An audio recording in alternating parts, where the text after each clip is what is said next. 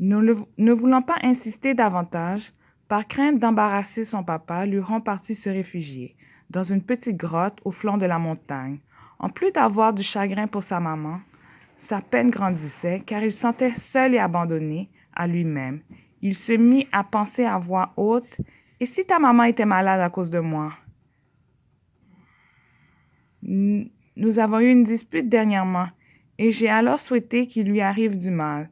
Si tout était de ma faute, » les larmes coulaient sur ses joues arrondies quand tout à coup il crut entendre une voix à peine audible murmurer: « Pauvre Luron. »« Qui est là? » demanda le petit écureuil tout surpris. « Penche ta tête et regarde près de ta patte gauche. C'est moi, Lambino, l'escargot. Prends garde de ne pas m'écraser. » L'escargot avait entendu qu'avait dit le petit écureuil.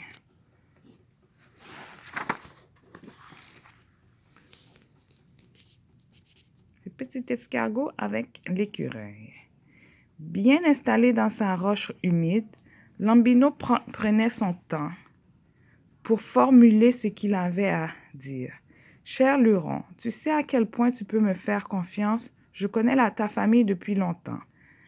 Dans ma vie, j'ai déjà été confronté à une situation semblable à la tienne et j'ai pensé moi aussi que j'étais responsable de ce qui arrivait à mes parents. Pourtant, ce n'était pas le cas. Je me suis rendu inutilement malheureux. »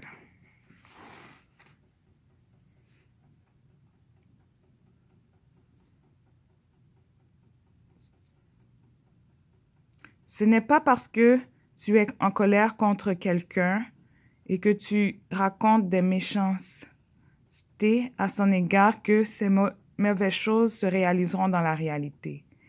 La pensée et les gestes sont deux choses bien distinctes. Il est normal d'être fâché parfois et d'avoir toutes sortes d'idées pas très gentilles. Cela ne fait pas de mal à personne, sauf à toi-même, car on ne se sent jamais bien quand on est en colère. L'important est de parvenir à contrôler ce que tu penses. Il suffit de se calmer, de bien respirer et de prendre le temps de réfléchir avant d'agir. Tiens, essaie avec moi. On respire bien. 1, 2, 3. Ouf, on relaxe. Tu n'es pas responsable de ce qui est arrivé à ta maman. Malgré certains moments de colère, c'est l'amour que tu ressens pour elle qui compte le plus. Le petit écureuil eut un grand sourire.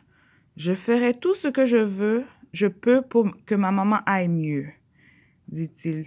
Le cœur plus léger, Luron salua l'escargot et reprit le sentier de la maison. Chemin faisant, il aperçut un petit point blanc dans le ciel qui semblait se rapprocher de lui. Il reconnut tantôt Tello. Luron était impatient de savoir ce que l'oiseau détective avait découvert. « Salut, mon ami. »« Me revoilà, » dit l'oiseau d'une voix roucoulante. « Grâce à mes talents de détective, j'ai l'information que tu cherches. Toutefois, je ne peux pas te la révéler car je ne saurais avoir les mots justes. Cher petit, crois-moi, seule ta maman peut vraiment t'expliquer ce qui lui arrive, ce qu'elle vit. Je ne veux pas te diriger vers ta maman et t'encourager à lui poser des questions qui t'inquiètent. Va, petit écureuil, et n'oublie pas que si tu as besoin de moi, à nouveau, tu n'as qu'à siffler et je viendrai aussitôt. » Sur ce, le pigeon déploya ses ailes et s'envola dans le ciel. Tard en après-midi, juste avant que le soleil se couche dans un ciel lumineux, aux teintes orangées, maman écureuil revint à la maison. Le silence régna tout le long du souper.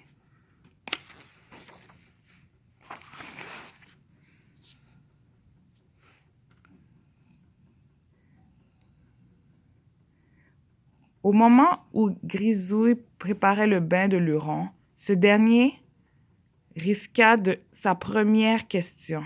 « Maman, qu'est-ce qui t'arrive? » Devant le silence de sa maman, il poursuivit. « Pourquoi es-tu partie sur l'Aigle Express? La gorge serrée, les yeux pleins d'eau, il insista. « Maman, réponds-moi !» Grisouille mit sa patte dans l'eau pour vérifier la température et ferma le robinet. Puis elle redressa la tête et regarda tendrement son fils dans les yeux, ne pouvant résister au regard implorant de son luron. Elle le serra contre elle et l'atteignit avec sa queue. « Je suis désolée que tu aies de la peine à cause de moi.